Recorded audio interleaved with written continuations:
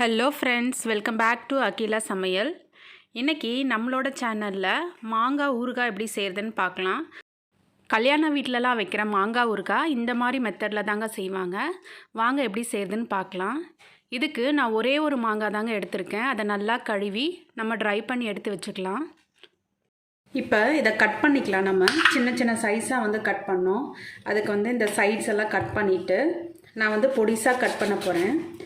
உங்களுக்கு காமிக்கிறேன் எப்படி கட் பண்ணுறதுன்னு. ஒரு சின்ன பீஸ் மட்டும் எடுத்துக்கிறேன். நான் ஆஃபாக கட் பண்ணிவிட்டு இது சின்ன சின்ன மெலிசு ஸ்லைடாக போட்டுக்கோங்க.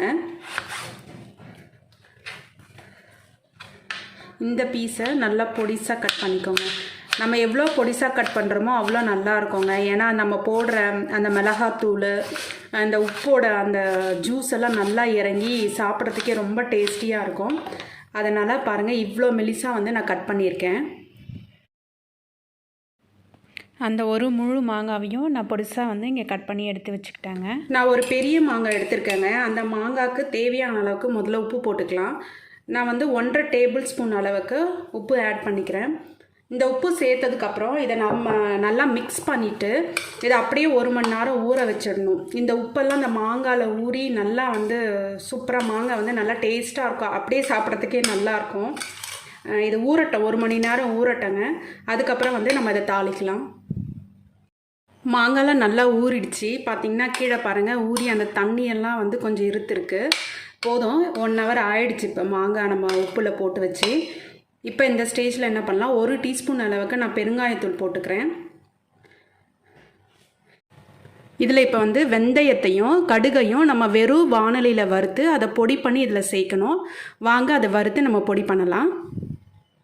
வெந்தயத்தை வறுக்க ஸ்டார்ட் பண்ணிடலாம். அதுக்கு ஒரு பேன் வச்சுக்கோங்க. அடுப்பை பற்ற வச்சுக்கோங்க. பேன் நல்லா சூடாகிடுச்சு. இப்போ இதில் 2 டீஸ்பூன் வெந்தயம் எடுத்து வச்சுருக்கேன். அதை ஆட் பண்ணிக்கலாம்.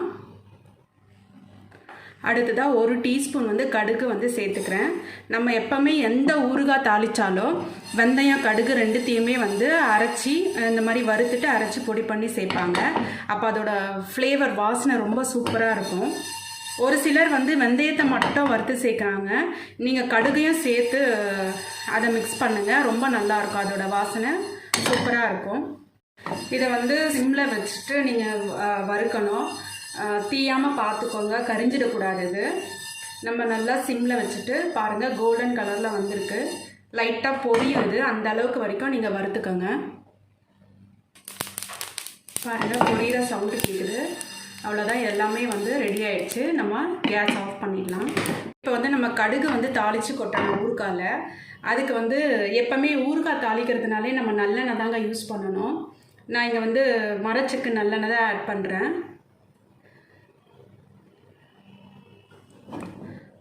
அவ்வளோதான். நான் ஒரு 100 ml இருக்கும்னு நினைக்கிறேங்க. அவ்வளோ எண்ணெய் ஆட் பண்ணியிருக்கேன். ஏன்னா கரெக்டாக இருக்கும். நம்ம மாங்காய் இதில் ஊற ஊற அந்த எண்ணெயை இழுத்துக்கும். அது எண்ணெய் காஞ்சதும் நான் ஒரே ஒரு டீஸ்பூன் அளவுக்கு கடுகு எடுத்து வச்சுக்கிறேன். அதையும் இதில் போட்டுக்கலாம். கடுகு பொரியட்டும். நான் கொஞ்சமாக தான் கடுகு சேர்த்துருக்கேன். ஏன்னா நம்ம அரைச்சும் பொடி பண்ணி சேர்க்குறோம். அதனால் கொஞ்சமாக போட்டால் போதும். கடுகெல்லாம் நல்லா பொரிஞ்சிருச்சு. இப்போ கேஸ் ஆஃப் பண்ணிவிட்டு நம்ம இந்த பவுடரு, இந்த தாளித்து வச்சுருக்க இந்த கடுகு எல்லாத்தையுமே மாங்காயில் சேர்க்கலாம். அது கேஸ் மேலேருந்து இறக்கிட்டு கொஞ்சம் எண்ணெய் சூடாக இருக்கும் போது இந்த ஸ்டேஜில் ஒரு 3 ஸ்பூன் அளவுக்கு மிளகாத்தூள் சேர்த்துக்கிறேன். சேர்த்து கலக்கி விடுங்க. இது நீங்கள் அடுப்பை ஆனில் இருக்கும்போது கண்டிப்பாக பண்ணக்கூடாது. ஏன்னா இந்த மிளகாத்தூள்லாம் கரிஞ்சி நம்மளுக்கு ஒரு மாதிரி வாசனையே நல்லா இருக்காது. இது நம்ம அரைச்சி எடுத்து வச்சுருக்க வெந்தயம் கடுகு பொடி, அதையும் இதில் ஆட் பண்ணிக்கலாம். நல்லெண்ணெய், கடுகு, அதுக்கப்புறம் மிளகாத்தூள், நம்ம போட்ட பொடி, இந்த எண்ணெய் எல்லாத்தையும் நல்லா மிக்ஸ் பண்ணி விடுங்க. பாருங்கள், எண்ணெயே இல்லாத மாதிரி இருக்குது. நம்ம ஒரு 100 ml அளவுக்கு எண்ணெய் சேர்த்தோம். இதில் மாங்காயில் ஊற்றுனதுக்கப்புறம் எல்லாத்தையும் இழுத்துட்ட மாதிரி இருக்குது.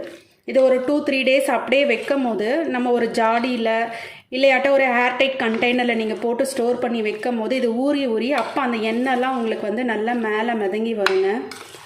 மாங்காய் ஊறுகாவை நான் ஊர்லேருந்து கொண்டு வந்தேன் இல்லையா, ஒரு செராமிக் ஜாடி, இதில் ட்ரான்ஸ்ஃபர் பண்ணி எடுத்து வச்சுக்கலாம். பாருங்கள், நல்ல கலரெல்லாம் பார்க்கவே ரொம்ப சூப்பராக இருக்குது.